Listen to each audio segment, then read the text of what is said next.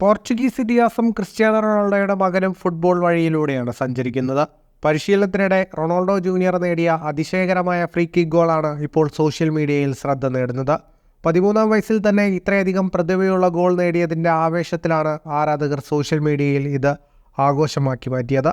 ചെൽസിയുടെ അക്കാഡമി താരമായ Yahya എൻദ്രീസിയാണ് video social മീഡിയയിൽ പോസ്റ്റ് ചെയ്തത്. ഇതേസമയം പോർച്ചുഗീസ് ഇതിഹാസം റൊണാൾഡോ പല രാജ്യങ്ങളിലെ പല ക്ലബ്ബുകൾക്ക് വേണ്ടിയും അവിസ്മരണീയമായ ഒരു കരിയറാണ് കെട്ടിപ്പടുത്തത്.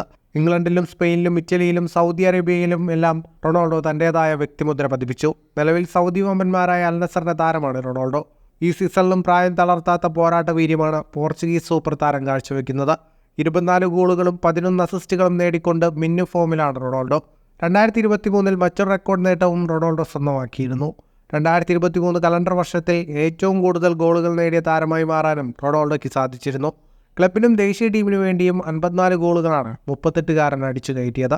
ഫുട്ബോൾ ലോകത്തെ കൂടുതൽ വാർത്തകൾക്കും വിശേഷങ്ങൾക്കുമായി സ്പോർട്സ് കഫേ ഇപ്പോൾ തന്നെ സബ്സ്ക്രൈബ് ചെയ്യുക.